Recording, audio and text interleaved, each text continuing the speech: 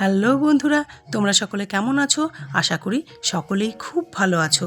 নিপাস daily লাইফে তোমাদের সকলকে অনেক অনেক স্বাগত। আজ শুক্রবার আর এখন সকাল 8:30 বাজে। আমি 8:30 থেকেই নতুন ব্লগ শুরু করলাম। ঘুম থেকে বেশ খানিকক্ষণ আগেই উঠে গেছি। উঠে আগে ঘর দৌড় ঝাড় দিয়ে দৌড়ে জল দিয়ে তারপর কাছাকাছি হয়ে গেছে আজকে। এবারে উঠোনটা ঝাড় দিচ্ছি।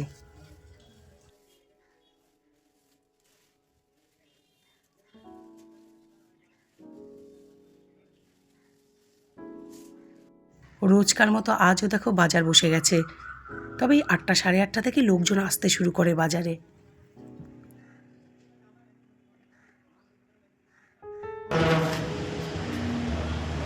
এই বাজারটাতে না জানো তো সব শুধু টাটকা টাটকা সবজি বসে, ফুল বসে, সব কিছু ঠিক আছে।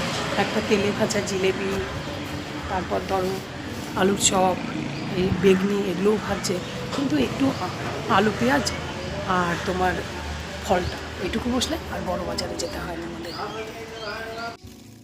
এই কাছাকাছি বাজার হয়ে আরও কি ভাল লাগা কাজ করছে বলো তো? কত লোকজন আসছে, একটু ভিড় ভিড় হচ্ছে। আসলে আদতে এই এলাকাতে না একটু লোক সংখ্যা কমই, যদিও এই ডাবর মোড় এলাকায় আগের তুলনায় এখন লোক সংখ্যা অনেকটাই বেড়েছে। যেমন কলিয়ারি থেকে যারা রিটায়ার করে তারা ম্যাক্সিমামটাই ডাবর মোড়ে বাড়ি কিনছে বা ফ্ল্যাট কিনছে। তারপর চিত্তরঞ্জনেরও যারা চাকরি করে তারাও অনেকেই এখানে ফ্ল্যাট কিনছে বা বাড়ি করছে। এই কারণে ডাবর মোড়টা খুব জমজমাট, সব সময় দিনে রাতে ভীষণ জমজমাট। রাত্রির 11টা পর্যন্ত 12টা পর্যন্ত তো বাজারে আলো ঝলমল করে। কিন্তু ডাবর মোড়ের বাইরের ছবিটা যদি দেখো, খুব শান্ত, লোকসংখ্যা কম, নিরিবিলি। আজও দেখো একটা বড় লাল জবা ফুটেছে। তবে এখন গরমকাল চলে আসছে তো ধীরে ধীরে ফুল ছোট হয়ে যাবে, আর খুব গরমে তো ফুটবেই না। আর কালকে হলুদ জবা অনেকগুলো ফুটেছিল, কিন্তু আজকে মনে হচ্ছে একটাই ফুটবে। তবে গরমকালে এই বড় জবাগুলো না ফুটলে কি হবে, দেশি ফুল প্রচুর ফোটে, সারা বাগানটা আমার ফুলে ঝলমল করে। আর দেখো আজও না কি সুন্দর দুটো গোলাপ ফুটেছে। এই গোলাপগুলো তো দেশি গোলাপ, কি সুন্দর গন্ধ জানো তো পাশ দিয়ে গেলে পরে। এই দেখো আবার 2-3টে কুড়িও আছে। অনেকগুলো বছর আগে এই গোলাপের ডাল লাগিয়েছিলাম। আমাদের এই পাশে বৌদিরা থাকে আর ওই পাশটা থেকে মানাদিদের বাড়ি থেকে নিয়ে এসেছিলাম। আর দেখো আমের মুকুল, ধীরে ধীরে আম গাছে আমের মুকুল আসছে। তোমাদেরকে জুম করে দেখানোর চেষ্টা করছি। আসুক বাবা, গত বছর জানো তো একটাও আম হয়নি। আর আমাদের এই গাছের আম না এত মিষ্টি, এত ভালো খেতে, যে একবার খাবে সে বলবে না আর বাজার থেকে আম কিনে খাই। গত বছর না আমাদের খুব মন খারাপ হয়ে গেছিলো। এখন বেশ খানিকটা বেলা হয়ে গেছে, এই 10টা 10:30 হবে। আমার ব্রেকফাস্ট করা কমপ্লিট হয়ে গেছে। আজ করেছি রুটি আর চানা দিয়ে আলু দিয়ে সবজি। আর বর এনেছিল বাজার থেকে খাস্তা জিলেবি। ও খেয়ে অফিস চলে গেছে। মা তো এনশিওর খেয়ে নিয়েছে। আমি খাইনি এখনও, একটু পরে খাবো। তার আগে ঘরটাকে পরিষ্কার করে নিই। আমি সব সময় ম্যাক্সিমাম ব্লগে ধুলো ধুলো ধুলো বলতে থাকি না। দেখো তোমাদেরকে একটা ধুলোর নমুনা দেখাচ্ছি। মাত্র 2 দিন হয়েছে এই দরজাটা আমি ঝাড়িনি। দেখো অবস্থা।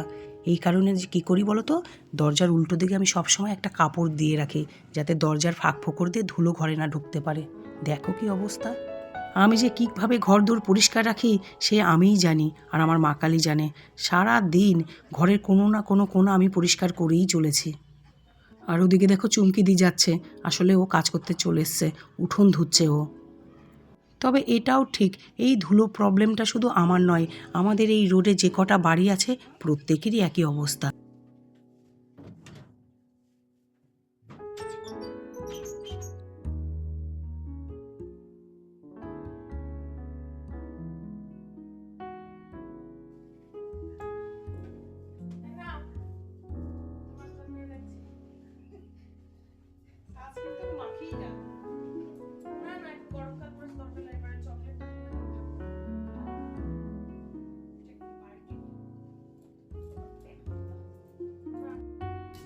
ভ্যালেন্টাইন্স ডেতে তোর বাবা একটা আমাকে ওই যে টফিগুলো দিয়েছে সকালবেলা। হ্যাঁ, আর মেয়ে দিল তোমাকে চকলেট। আর তো বলো চকলেট, এটা তো তুই খাবি, আর তারপর আমি এক টুকরো খাবার, তুই খাবি বেশিরভাগটা, বাদ বাকি তোর বাবাই খেয়ে নেবে, জানি তো।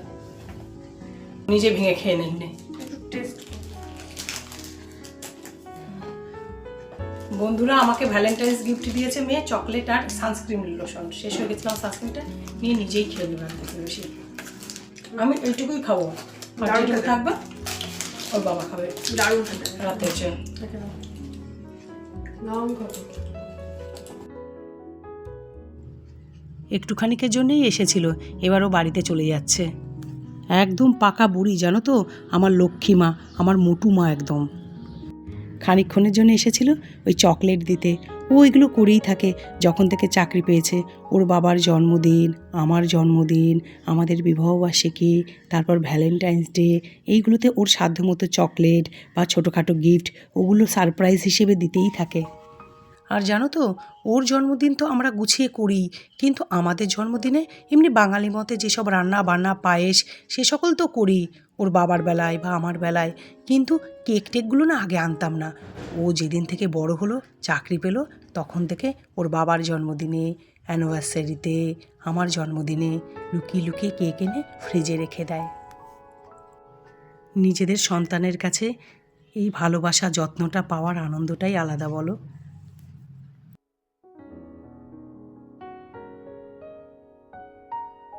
তোমাদের সাথে গল্প করতে করতে আমার ঘর দূর পুরো পরিষ্কার হয়ে গেল, আর আমি হাত চালিয়েও করছি, কারণ চুমকি দিয়ে এরপর ঝাড় দেবে, মুছবে। ওকে তো দাঁড় করিয়ে রাখা যায় না বলো, ও 5 বাড়ি কাজ করে। সকালের দিকের মোটামুটি সকল কাজই হয়ে গেছে। এবারে আমি আগে টিফিনটা খেয়ে নেবো, কারণ অনেকটা বেলা হয়েছে তো, খিদে পেয়ে গেছে। টিফিনটা খেয়েই তারপর আমি একটু গান নিয়ে বসবো, কারণ কিছুক্ষণের জন্য হলেও আমাকে গান নিয়ে বসতে হবে। গানটাকে আমি ভীষণ ফাঁকি দিয়ে দিয়েছি, আর ফাঁকি দিতে চাই না। এমনিতেই তো তোমাদের সঙ্গে গল্প করেছি যে আমি অনেকটা বড় বয়সে গান শিখেছি, গলাটাও তেমন ভালো না, তারপরেও যদি একটু রেওয়াজ না করি না, গলা দিয়ে আর আওয়াজ বেরোবে না।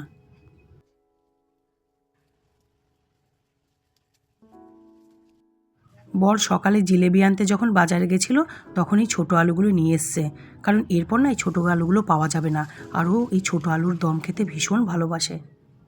আর আমি এখানে অড়হলের ডাল ভিজিয়ে রাখলাম। রুটির সাথে চানা আলুর তরকারি করেছিলাম সকালে, কিন্তু আমি না তরকারি দিয়ে খাবো না, খাবো দুধ আর খেজুরের গুড় দিয়ে। সব খেজুরের গুড়ই শেষ হয়ে গেছে, কিন্তু এইটুকু ঝোলা গুড় না আমি বাঁচিয়ে বাঁচিয়ে রেখেছি, যে যতদিন থাকবে এরকম রুটি মুড়ির সাথে খাবো। বর 4টে জিলেবি এনেছিল, ও দুটো আর আমি দুটো। একটা আমি আগেই খেয়ে নিয়েছি, এখন এটা এই রুটির সাথে খাবো। আর আমি যে অড়হরের ডালটা ভিজিয়েছি, ওটা দিয়ে আজকে বড়া করব, বড়া করে আলু দিয়ে ঝোল করব।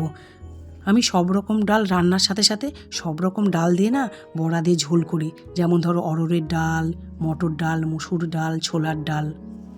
আমার বাবার বাড়ি, শ্বশুর বাড়ি, এই 2 জায়গাতেই না এই ডালের বড়ার ঝোলটা খুব পছন্দ করে। তোকার ডাল না, ডালের বড়ার ঝোল। আর আমার সাধনার জিনিস, অনেকটা বড় বয়সে অনেকটা কষ্ট করে আমি এইটুকুটা শিখেছি। খুব সামান্য হলেও আমার কাছে এটা না অসামান্য। এক রকম তরকারি, কিন্তু একটা ফুলকপির দরকার। ভাবছি ডালের সাথে আলু ফুলকপি ভাজি। আমি রান্না চাপিয়ে মনে হলো একটা ফুলকপি হলে ভালো হয়, ডালের সাথে আলু ফুলকপি ভাজবো, কিন্তু ফুলকপি পেলাম না, বেলা হয়েছে তো বিক্রি হয়ে গেছে। উচ্ছে নিয়ে এলাম, উচ্ছে আলু ভাজবো ডালের সাথে। একদম পাশে বাজারটা হয়ে কি সুবিধা হয়েছে বলো, কড়াইতে তেল দিয়ে বাজার করা যায়। আর যাদের ধরো আমাদের মতো একার সংসার, তাদের পক্ষে তো খুবই সুবিধা। আর আমার রান্না শুরু হয়ে গেছে, এদিকে আমি উচ্ছে আলু ভাজতে বসিয়ে দিয়েছি, আর ওইদিকে ভাতটা না আমি আগেই বসিয়ে দিয়েছিলাম।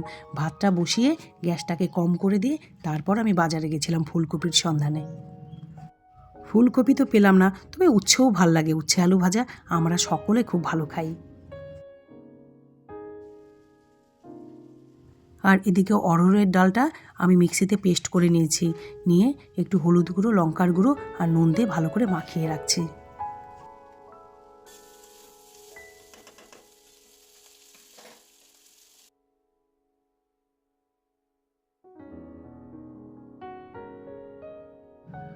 উচ্ছে আলু ভাজা খুব সুন্দরভাবে হয়ে গেছে, এবার এই যে ভাজাগুলো তুলে রেখে দিলাম।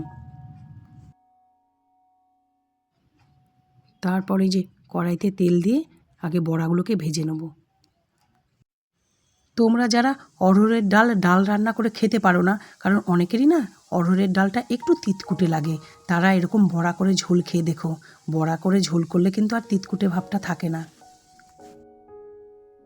আর খেতে বেশ ভালো লাগে। এই ডালেরও না একটা আলাদা টেস্ট আছে।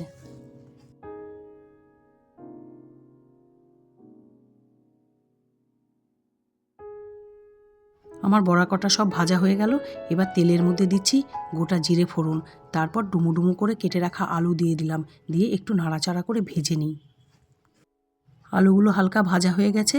এবার আমি আদা টমেটো না আগেই মিক্সিতে পেস্ট করে রেখেছিলাম, সেটাই দিয়ে দিলাম।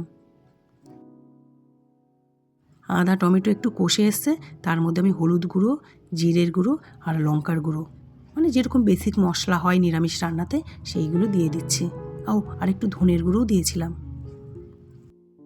আর আমি যখন রান্না করছিলাম তখন আমার বড় ননদ মানে দিদিভাই ফোন করেছিল, তো আমি দিদিভাইয়ের সঙ্গে কথা বলছি আর রান্না করছি, পাশে ফোন স্পিকারে রেখে কথা বলতে বলতে রান্নাটা করছি।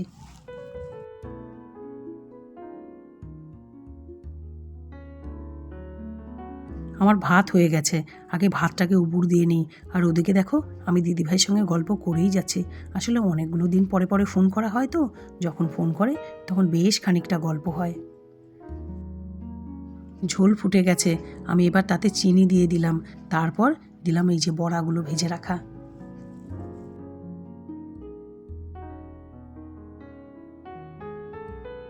সব শেষে সামান্য গরম মশলা দিয়ে ব্যাস নামিয়ে নিচ্ছি।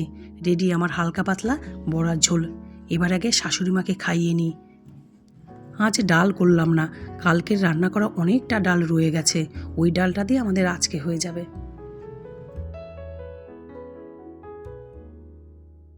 দেখো কতটা ডাল রয়ে গেছে, এরপর ডাল কেন করব বলো? দুপুরের পর এখন সন্ধে 6:30 বাজে, আমি যাচ্ছি মল্লারে গানের ক্লাস করতে। দেখো কেমন হনহনিয়ে আসছি। আসলে এই মল্লার গানের ক্লাসটা না আমার অক্সিজেন। এখানে এলে আমার সকল মন খারাপ, সকল দুঃখ কষ্ট সব ঠিক হয়ে যায়। আর বুজুকে দেখো খুব হিংসুটে, জানো না তো, জয়শ্রীদি কাউকে আদর করবে সেটা একদম চলবে না, না করতেই দেবে না, করতেই দেবে না। দেখো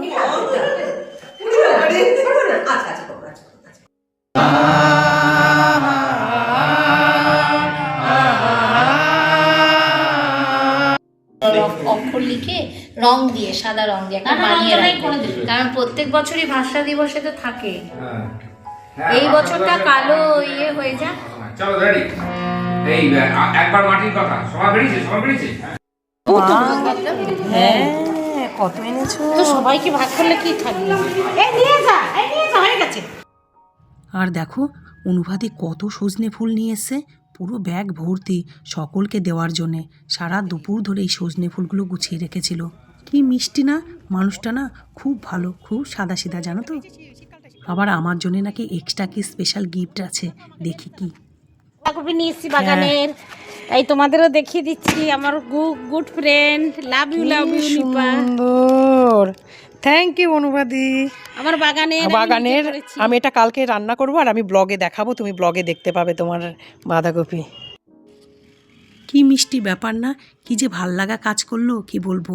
আসলে বাঁধাকপি তো অল্প কয়েকটা শখে লাগিয়েছে, সবাইকে তো গোটা গোটা বাঁধাকপি দেওয়া সম্ভব না। তার থেকে দেখো মনে করে আমার জন্য আবার একটা নিয়ে এসছে। সবাই খারাপ হয় না জানো তো, বাজে মানুষের সাথে সাথে এরকম ভালো মনেরও মানুষ আছে। বাই, আবার দেখা হবে পরের একটি ব্লগে। সকলেই ভালো থাকবে, সুস্থ থাকবে আর সব সময় হাসি খুশি থাকবে।